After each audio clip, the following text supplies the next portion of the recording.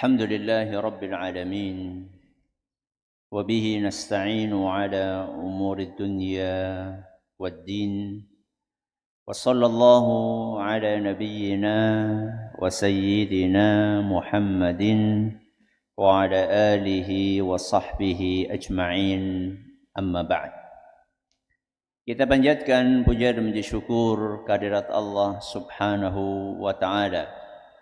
Pada kesempatan pagi menjelang siang yang berbahagia kali ini, kita kembali diberi kekuatan, kesehatan, hidayah serta taufik dari Allah Jalla wa'ala, sehingga kita bisa kembali menghadiri pengajian rutin Senin pagi di Masjid Manarul Ilmi di Komplek Pondok Pesantren Tunas Ilmu di Desa Kedung Wuluh, Purbalingga ini. Kita berharap semoga Allah Subhanahu wa taala berkenan untuk melimpahkan kepada kita semuanya ilmu yang bermanfaat sehingga bisa kita amalkan sebagai bekal untuk menghadap kepada Allah Jalla wa ala. Allahumma amin.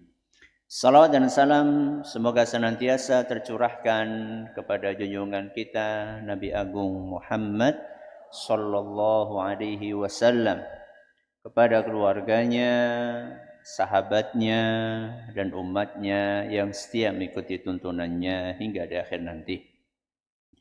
Bapak-bapak, ibu-ibu, para hadirin, para hadirat, dan juga segenap pendengar serta pemirsa rahimani wa rahimakumullah. Kembali kita mengkaji serial fikih pendidikan anak. Kali ini memasuki nomor 199, mengangkat tema saat anak sakit bagian kedua. Jadi kemarin 2 pekan yang lalu kita sudah membahas tentang tema saat anak sakit bagian yang pertama. Entah Bapak Ibu masih ingat enggak? Saat itu saya menyampaikan ketika anak sakit, maka langkah yang pertama titik. Bu, kok sepi? Bapak, langkah pertama, betul, Masya Allah. Langkah yang pertama, anak dihibur. Apa? Anak dihibur. Hari ini kita akan memasuki pembahasan tentang langkah kedua, ketiga, dan keempat. Ketika anak itu sakit, setelah anak tersebut dihibur, maka apa yang perlu dilakukan? Langkah yang kedua adalah anak didoakan. Diapain, Bu? Didoakan. Atau diajari berdoa. Siapa, Bu, yang diajari? Anaknya. Jadi langkah yang kedua, anak itu ketika sakit, kita sebagai orang tua perlu mendoakan dia, dan dia sebagai orang yang sedang sakit juga perlu berdoa. Pertanyaannya, kapan dia didoakan, kapan dia diajari berdoa sendiri? Jawabannya, kalau dia belum bisa bicara, belum bisa apa, Bu?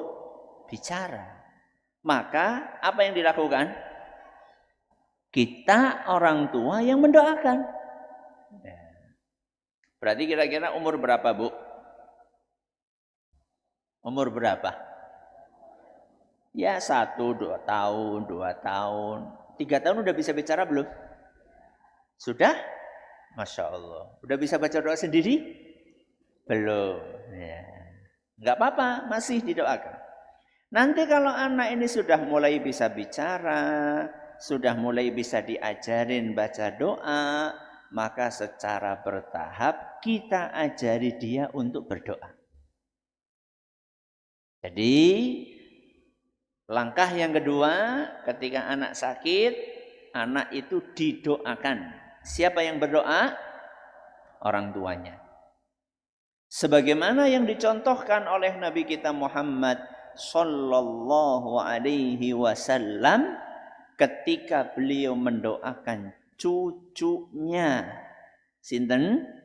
Hasan dan Husain.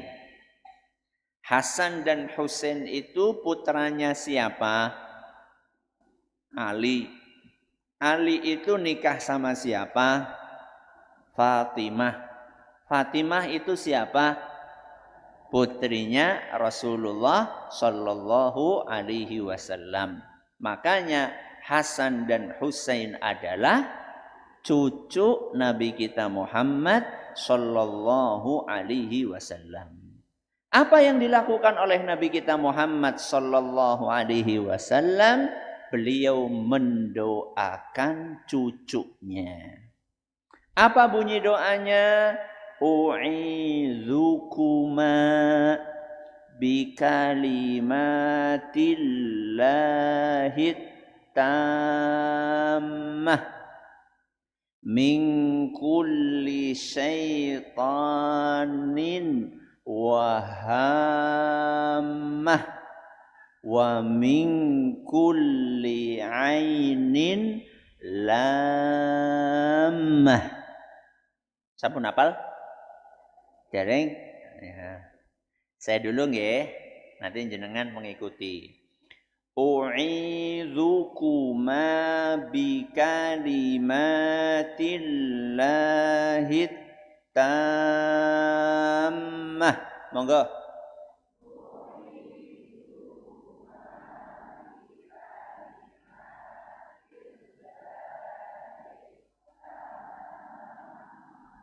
Min kulli syaitanin wahammah.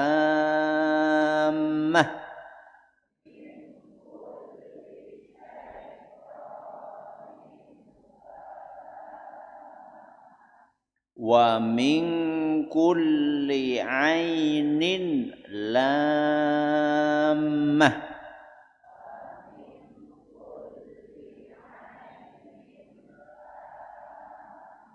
Ayo bareng-bareng 1, 2, 3. U'izukuma bikalimatillahi tammah min kulli syaitanin wahammah wa min kulli ainin lammah. Sendiri ya. 1, 2, 3.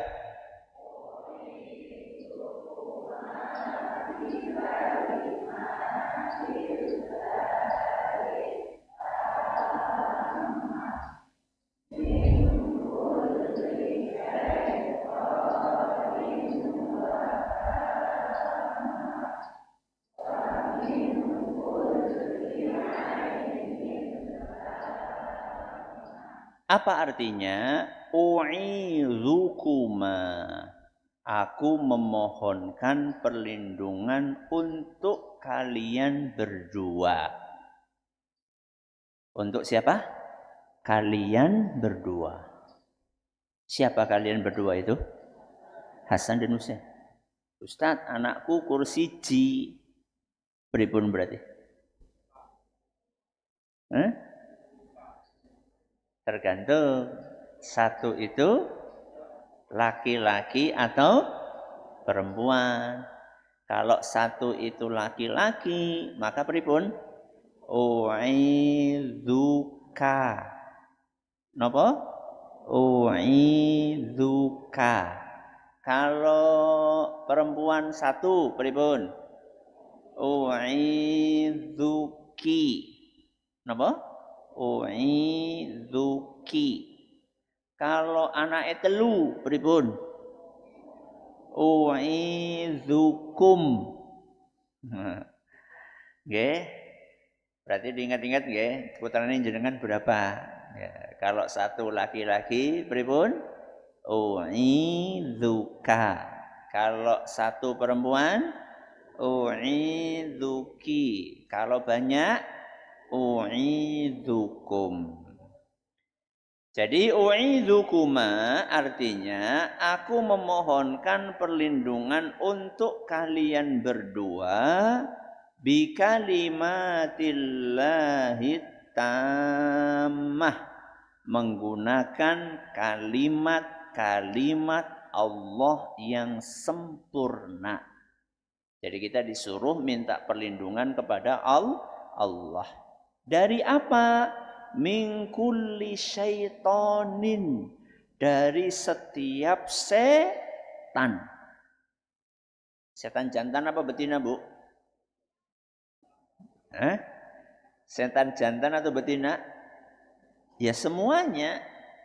Mau jantan, mau betina. Wahamah, atau binatang yang berbisa. Apa contohnya? Ular, apalagi? Kalajengking, apalagi? Kuetok? Kelabang, ya, binatang berbisa. Wa min kulli ainin lamah, dan dari pandangan mata yang jahat. Kenapa? Pandangan mata yang jahat. Apa itu, Ustaz? Ada sebagian orang ketika melihat sesuatu atau melihat seseorang, maka orang yang dilihat itu akan celaka. Akan apa, Bu? Celaka. Mulai dari celaka level yang paling rendah sampai celaka level yang paling berat. Apa itu celaka level ringan? Ya sakit. Dilihat langsung apa? Sakit. Yang paling berat apa, Bu? Mati. Apa? Mati. Jadi ada sebagian orang punya pandangan mata jahat. Ngelihat orang lain, orang yang dilihat itu akan terkena mara bahaya. Baik itu mara bahaya berupa yang ringan-ringan sampai mara bahaya yang berat-berat. Lo taunya bagaimana, Ustaz? Ya kita tidak tahu. Makanya karena kita tidak tahu, anak ini perlu kita doakan, perlu kita zikiri. Supaya anak ini tidak terkena ainin. Kenapa, Bu? Ain. Ain itu tadi pandangan jahat. Berarti penting atau tidak? Penting. Jadi jenengan itu bawa anak ke pasar, dizikiri dulu. Karena di pasar banyak orang yang kita nggak kenal. Mungkin anak kita Masya Allah lemu, Masya Allah ganteng, Masya Allah ayu, Masya Allah putih, gino. Orang kadang-kadang ngelihat iri. Kenapa, Bu? Iri. Karena anak dia kurus, apa mending? Ireng, ya, umbelen. Lihat anak orang lain, Masya Allah, glowing. Ya. Akhirnya iri. Kemudian melihat dengan pandangan apa mau? Jahat. Akhirnya anak tersebut kena penyakit gara-gara dilihat dengan pandangan yang jahat. Makanya Kalau kita ngelihat sesuatu yang menakjubkan, kita itu dianjurkan untuk menyebut nama Allah. Misal ngelihat sesuatu yang mengagumkan, lihat anak-anak gemuk, lucu, ganteng, pripun Bu? Masya Allah. Apa? Masya Allah. Bisa ditambahi tabarakallah, masya Allah, tabarakallah. Yang disebut namanya Allah. Kenapa? Karena gantengnya anak ini karunia dari sinten? Allah. Jadi jangan ngelihat sesuatu yang mengagumkan. Wih. Terus apa maning? Cek cek cek cek cek cek. Bukan. Ya, kayak nyeluk ayam, apa nyeluk kucing. Ya. Bukan. Ketika kagum dengan sesuatu, sebutkan nama Allah. Jadi ini contoh Nabi SAW mendoakan anak kecil. Hadis ini diriwayatkan oleh Imam Bukhari dan redaksi yang saya bawakan redaksi Imam Ahmad. Nah kalau misalnya anak sudah bisa baca doa sendiri bagaimana? Dia suruh berdoa.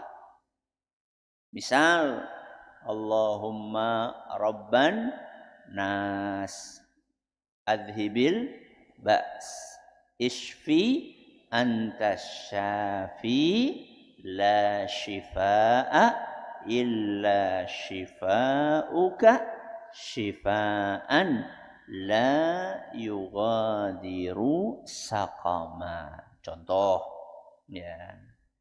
Ustaz, anak saya belum bisa baca pakai redaksi itu. Ya sudah, pakai bahasa Indonesia boleh enggak? Boleh. Gimana pakai bahasa Indonesia? Ya Allah, sembuhkanlah aku. Boleh? Boleh.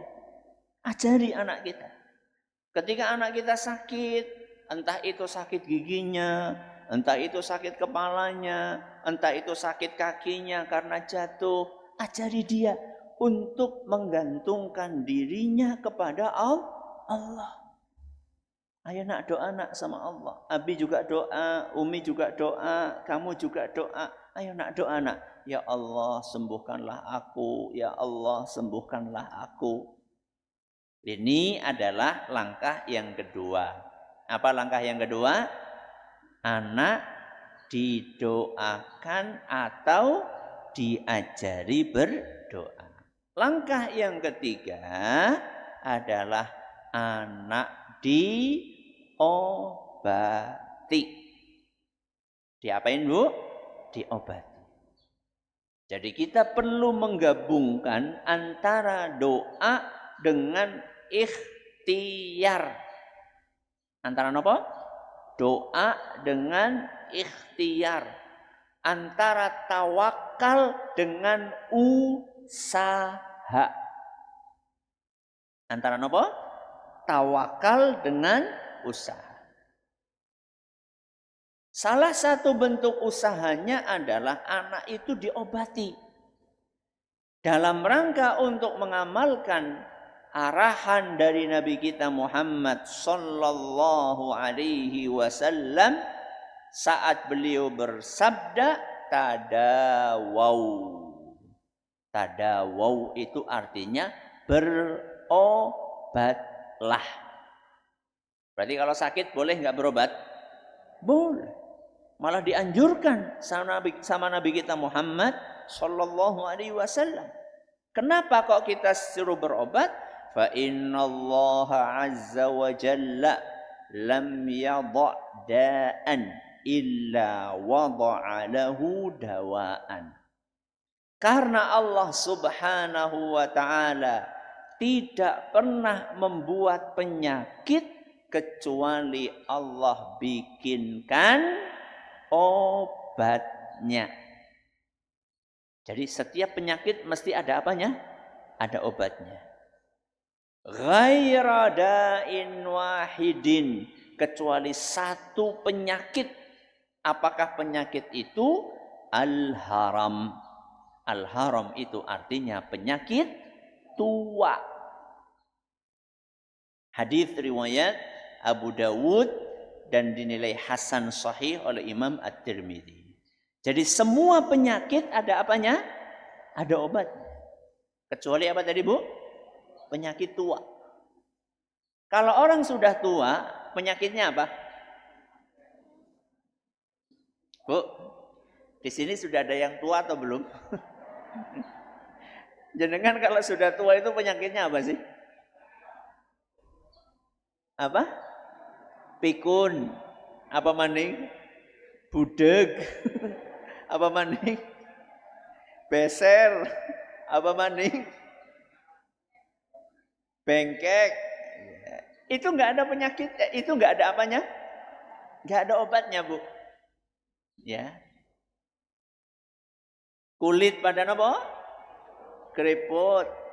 Untu pada ompong. Enggak ada. Obatnya itu enggak ada. Karena itu namanya penyakit tua. Makanya kita harus siap mental. Harus siap apa? Mental. Bahwa kalau sudah tua, ya semuanya serba berkurang. Karena Allah menciptakan siklus. Apa, Bu? Siklus. Kita pertama diciptakan saat kecil dalam keadaan lemah. Setelah lemah kita dibikin sama Allah kuat. Setelah kuat Allah bikin kita lemah lagi. Itu sudah siklus. Jadi harus tahu diri. Jadi wis tua aja maksa bal-balan pirang berapa? Kalau bal-balan sih berapa? Satu ini berapa? Berapa? 45. Satu apa namanya? Satu babak. Atau dua babak? Satu babak. Ya kalau memang kuatnya cuma setengah babak. Gak usah maksain berapa? Dua babak. Apalagi biasanya? Ini apa namanya? Tenis. Yo. Jadi jangan dipikir kayak umur 30 tahun. Wong udah umur 60 tahun karepe tenis 5 seri. Ya KO. Ya. Harus tahu diri. Ya. Jadi di sini Nabi SAW mengajarkan kepada kita kalau lagi sakit supaya berobat. Anak kita ketika sakit berobat. Obatnya apa Ustaz? Obat herbal atau non herbal? Herbal apa non herbal, Bu? Terserah. Terserah. Kok terserah Ustaz? Apa enggak harus herbal? Enggak harus. Kata siapa harus herbal? Tapi saya sukanya herbal. Enggak apa-apa. Jenengan suka herbal monggo. Tapi jangan kemudian mengatakan pakai non herbal enggak boleh. Mana dalilnya? Ya. Karena Nabi SAW di sini mengatakan tadawau, berobatlah, terserah pakai apa. Yang penting obatnya halal. Ulah halal apa haram?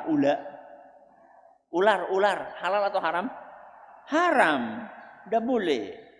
Ya.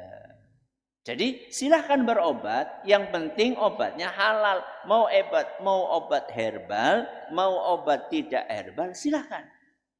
Ya. Kalau Ustaz sukanya apa? Yo, kalau saya sukanya herbal. Tapi kalau memang butuh obat non herbal, yo enggak masalah kok. Boleh-boleh saja. Wong itu sesuatu yang hukumnya halal. Ya, yang penting tidak ada campuran-campuran yang haramnya. Tapi kalau yang halal-halal maka silahkan. Kalau biasanya pakai tumbuhan yang ada di sekeliling rumah, alhamdulillah. Contohnya mencret. Biasanya apa, Bu? Kalau orang dulu? Apa? Daun jambu, betul. Kalau kebalikannya, ya sembelit apa? Apa, Bu? pepaya, tidak apa-apa. Itu herbal. Nabi SAW juga mengarahkan ketika ada orang sakit perut, di zaman beliau disuruh minum madu. Itu juga herbal. Yang non herbal ya pergi ke dokter. Tidak masalah, boleh. Nah, jadi jangan terlalu fanatik. Anda punya pilihan silahkan, tapi jangan terlalu fanatik. Selama itu hukumnya halal saja. Ini yang kedua. Anak diapain, Bu? Diobati. Langkah yang keempat, anak dinasehati. Kenapa Ustaz? Wong lagi sakit kok dinasehati? Ketahuilah Bapak Ibu yang kami hormati. Manusia itu kalau lagi sakit, hatinya lebih lembut. Kenapa, Bu? Hatinya lebih lembut. Hatinya lebih lunak. Hatinya lebih gampang dikasih masukan. Kalau jenengan nggak percaya, coba jenguk orang sakit. Jenguk orang sakit. Jenengan omongi manut. Temenan. Ya. Mulane ya sholat, iyalah aku pengen sholat. Padahal pas lagi sehat diomongi, ya Allah. Mulane sholat. Diomongi malah nyolot kan. Kalau orang lagi sakit itu diomongi gampang. Maka manfaatkan momen itu. Jadi jangan sampai ada momen sebagus itu kita sia-siakan. Kita nasihati. Contohnya Ustadz menasihati orang sakit. Contohnya kita katakan kepada anak kita, nak, sakit itu adalah salah satu takdirnya sinten? Allah. Dan Allah itu menakdirkan sesuatu pasti ada hikmahnya. Jadi jangan kamu marah-marah sama Allah. Jangan kamu protes sama Allah. Karena yang menakdirkan sakit ini Allah. Dan ketika Allah menakdirkan sesuatu pasti ada hikmahnya. Mungkin anak kita akan bertanya, loh apa sih Bu hikmahnya? Hikmahnya derajatmu akan diapakan? Diangkat sama Allah. Hikmahnya lagi, pahalamu akan ditambah sama Allah. Hikmahnya lagi, dosa-dosamu akan digugurkan sama Allah Azza wa Jalla. Jelaskan kepada anak kita. Sehingga anak kita itu bisa lebih sabar menghadapi ujian tersebut. Jadi jangan kemudian anak ketika sakit malah dimarahi, dibiarkan, dicuekin. Jangan. Kasih nasihat. Dan ini pernah dipraktekkan oleh Nabi kita Muhammad sallallahu alaihi wasallam sebagaimana yang diceritakan dalam hadis riwayat Bukhari. Salah seorang sahabat Nabi SAW yang bernama Anas, nama lengkapnya Anas bin Malik radhiyallahu anhu, beliau pernah bercerita, kana ghulamun yahudiyun yakhdumun nabiyya sallallahu alaihi wasallam famarid. Seorang anak Yahudi, anak kecil ya, seorang anak Yahudi yang biasa melayani Nabi Muhammad sallallahu alaihi wasallam menderita sakit. Siapa yang sakit? Anak itu atau Nabi? Anak itu.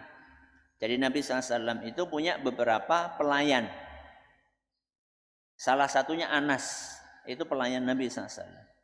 Dan ada beberapa sahabat yang lainnya. Nah, salah satu pelayannya ternyata beragama apa, Bu? Yahudi.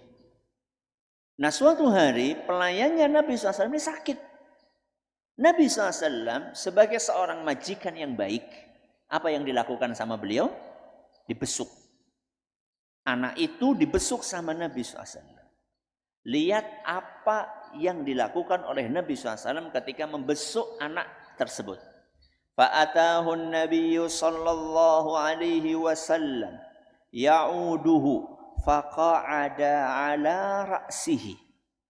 Nabi SAW pun datang membesuk anak tersebut lalu duduk di samping kepalanya. Di mana, Bu? Di samping kepalanya, dekat kepalanya si anak tersebut. Faqala lahu aslim. Pada saat itu Nabi SAW bersabda, "Le, masuk Islamlah." Apa, Bu? Masuk Islamlah. Nasihat atau bukan? Nasihat. Nasihat. Tapi ternyata apa yang dilakukan oleh si anak tersebut, nazara ila abihi wa huwa indahu. Si anak Yahudi itu ngeliatin bapaknya yang saat itu ada di situ.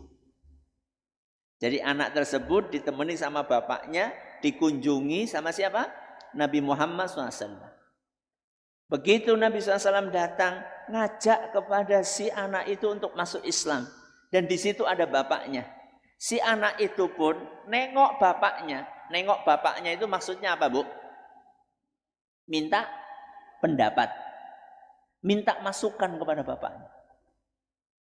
Mungkin kalau bahasa kita, pripun Pak? Gimana Pak? Saya disuruh masuk Islam, pripun? Subhanallah. Dengerin. Apa kata bapaknya? Faqala lahu ati' Abul Qasim sallallahu alaihi wasallam. Le, manut sama Rasulullah SAW. Apa, Bu? Disuruh nurut sama Rasulullah SAW. Alias bapaknya mengizinkan atau tidak? Mengizinkan. Pertanyaannya, kok bisa bapaknya mengizinkan? Bu, kok bisa bapaknya mengizinkan? Karena Rasulullah SAW adalah sosok yang sangat baik sekali akhlaknya. Jadi si bapak ini yakin betul bahwa Muhammad SAW ini gak akan menyesatkan anaknya. Saking apanya? Saking baik. Seandainya Rasulullah SAW itu gak baik sama pembantunya, suka mukuli, misal, ya. Suka berbuat zalim, kira-kira bapaknya itu akan nyuruh anaknya manut atau tidak? Enggak. Makanya Bapak Ibu yang kami hormati, jadilah majikan yang baik.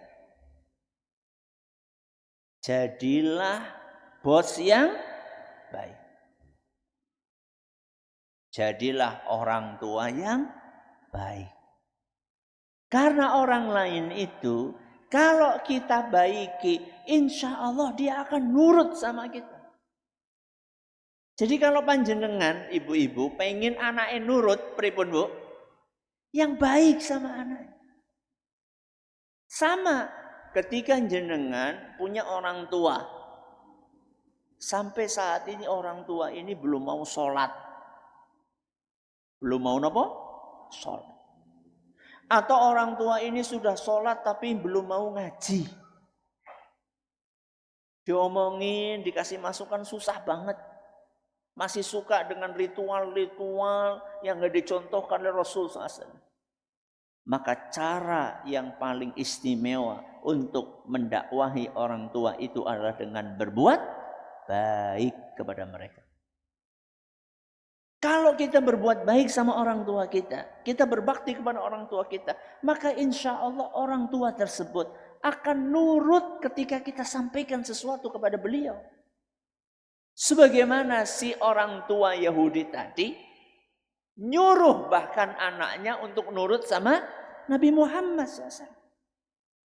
Fa'aslama, maka kemudian anak si Yahudi itu masuk Islam, membaca 2 kalimat syahadat. Fakharajan Nabi sallallahu alaihi wasallam wa huwa yaqul, ketika Nabi SAW keluar dari rumah orang Yahudi itu, Nabi SAW bersabda, alhamdulillahilladzi anqadhahu minan nar.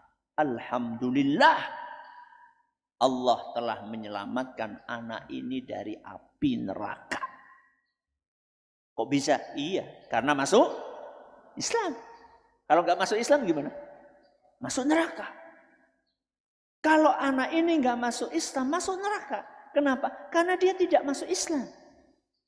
Maka lihat bagaimana Nabi SAW sangat sayang kepada anak tersebut. Makanya salah satu bentuk sayangnya anak itu ketika sakit dinasehati.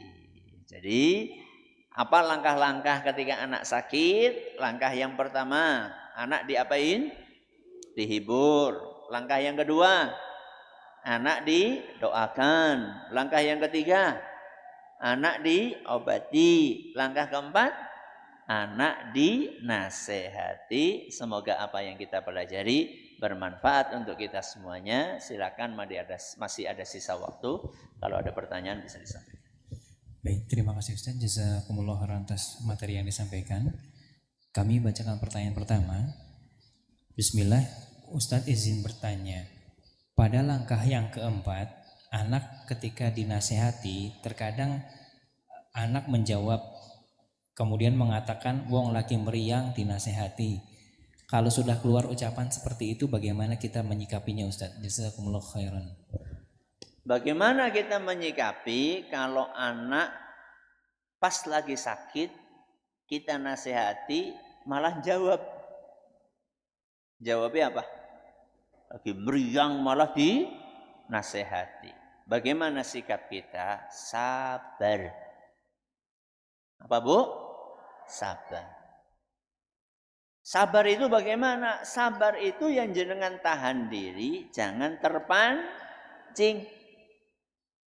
Contohnya terpancing Ustadz, contohnya terpancing jenengan diomong kayak gitu, jenengan naik pitam, bocah diomongi angel temen, mati baik, astagfirullah.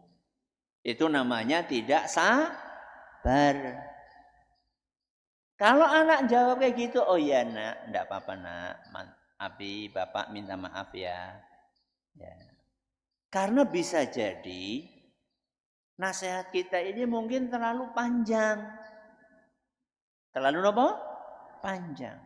Atau cenderung menyalahkan. Contoh kayak gini, cenderung menyalahkan. Mulane ya aja ngombe es bae, kaya kuwe mbok rasakaken. Itu kan cenderung apa? Menyalahkan. Terus gimana Ustadz? Ya sampaikan dengan bahasa yang halus. Nah, ini akibat makan es, besok-besok dikurangi ya. Itu kan lebih enak daripada kita cenderung menyalahkan seperti kalimat yang tadi. Jadi yang perlu dilakukan adalah sabar. Kemudian memperbaiki cara menyampaikan nasihat. Ya. Baik, terima kasih jazakumullah khairan. Kami bacakan pertanyaan berikutnya. Ustadz, berapa kali dibacakan zikir perlindungan kepada anak? Apakah dibacakan saat pagi dan sore seperti membaca zikir pagi dan petang, atau di saat hendak keluar rumah saja? Jazakumullah khairan. Kalau yang dimaksud adalah zikir perlindungan pagi sore, ya dibacanya di pagi sore.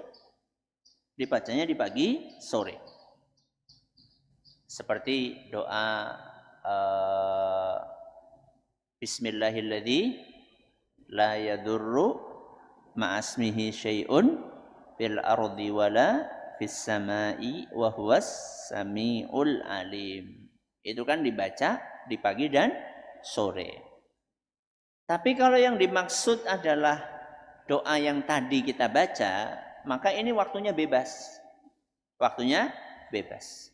Bisa ketika anak itu mau keluar rumah, bisa ketika anak itu tersengat binatang berbisa, ya. Bisa ketika anak itu naudzubillah ada tanda-tanda kesurupan.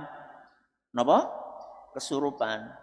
Kalau kita perhatikan doanya tadi kan u'idzukuma bikalimatillahi tammah min kulli syaitonin. Syaiton niku setan.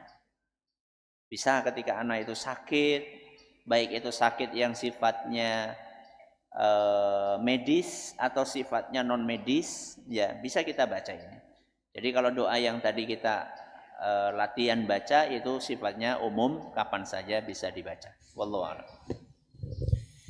Baik, terima kasih jazakumullah khairan. Pertanyaan berikutnya, Ustadz, apakah kita boleh meruqyah anak kita ketika sedang sakit? Dan apa doa yang bagus untuk itu, Ustadz? Doa yang bagus untuk itu, Ustadz. Jazakumullah khairan. Apakah kita boleh meruqyah anak kita? Bukan boleh, malah sangat dianjurkan. Sangat dianjurkan. Sebagaimana dahulu Rasulullah sallallahu alaihi wasallam biasa meruqyah keluarganya ketika sakit. Apa bacaannya, Ustaz? Contoh tadi, bacaan yang tadi kita pelajari, itu contoh. Ada Ustaz contoh yang lain? Ada. Surat Al-Fatihah. Kenapa Bu? Al-Fatihah. Surat Al-Ikhlas. Surat Al-Ikhlas. Surat Al-Falaq. Surat apa? Al-Falaq. Surat An-Nas. Ya. Apalagi Ustaz? Ayat kursi. Kenapa? Ayat kursi. Udah itu aja diulang-ulang. Ya. Al-Fatihah, ayat kursi, Al-Ikhlas, Al-Falaq, An-Nas. Kemudian ditiupkan kepada anak tersebut yang sedang sakit atau dipegangi bagian yang sakit. Ya, sambil dibacain doa-doa tersebut. Saya pernah sampaikan kajian tentang ruqyah. Kalau nggak salah judulnya cara meruqyah kalau nggak salah.